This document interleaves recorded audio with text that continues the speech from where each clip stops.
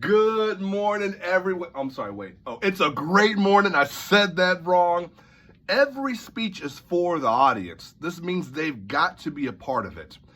Too many speakers, and you know who they are, too many speakers will just drone on and talk on, and the audience is thinking, when are you going to include us? Even asking us to talk to our neighbor, ask us to raise our hands, something. The audience has to do something. Now, when we talk about engaging your audience, having them engaged, you're going to have them do something to prove something. Okay, I need you to write that down. When you're talking to an audience, at some point when you engage them, the reason you're engaging them is you're going to have them do something to prove something. Okay, well, I'll prove it to you. I think very literally. And I'm here in this music room, and I kind of think about this glass is soundproof. I think very literally.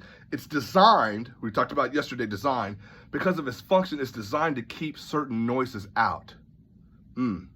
I might then ask my audience, what are some things that you have in your life that are designed to keep noise out? When people start distracting you, when people start talking mess about you, what do you have? What kind of filter, what kind of design, what kind of soundproof windows do you have in your life that keep negativity out? Maybe it's keeping your phone turned off. At 8 p.m., you just turn your phone off, because who's really texting you at 11 p.m. or midnight with some good news?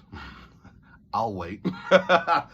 Now, I think about this. It's soundproof, right? And I go a little bit deeper. Okay, how is it actually made? Well, we know to make glass, there's some things that are smaller that have to come together. There's something there.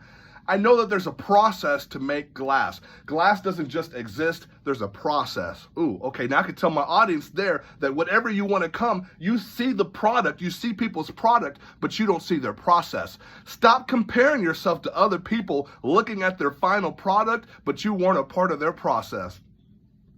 I don't know who that's for. Okay, but then I'll still go up and look at this glass. Can I go a little bit deeper here? I know that it had to go through some heat. Okay, even in the process, I know that there's heat. There's extreme heat and pressure to make it. In the process of becoming what you're supposed to go through, who you're supposed to be, whatever you were designed to be in this world, you're gonna go through some heat and you're gonna go through some pressure, but the heat and the pressure isn't supposed to break you, it's supposed to make you. What? Did you hear what I just said? The pressure and the heat isn't supposed to break you, but it's actually what makes you. It's a part of your process that gets you to the product. It's soundproof. It keeps things out. Now, I'm going to engage my audience now. I would have 3 people come up. I'd have one person go to this glass window, and I would have them say mean things about it. You're stupid. You're ugly. I hate you. You're worthless. And I would tell them, I'm sorry, nothing happened. I'm sorry, go ahead and sit back down. Then I have the second person come up, and I want you to make mean faces at the wall. Just ugly, just looking at it, and nothing happens, as you could have guessed.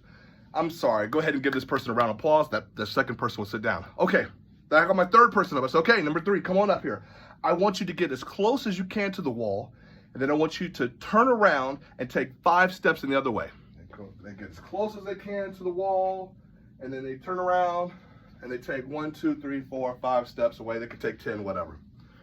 Now, obviously, nothing happened. Usually, you should do in your engagement 3 times to show them the differences. And I tell my audience, I'm sorry. I'm really sorry, y'all. I thought this was going to work. I thought that if somebody said mean things to this glass wall, that it would break. I thought that it would shatter, but it didn't. Then I thought that if somebody made mean and ugly faces at this window, this glass window, that it would just fall down, but it didn't. Then I thought that if someone got close enough to the window and then turned its back on it and walked away, I thought that it would just shatter, but nothing happened. Why? Why is it that this window can take mean faces, people saying messed up things about it? It can take someone getting close to it and betraying it and walking away, and it still stands. But you can't do this when people do this in your life.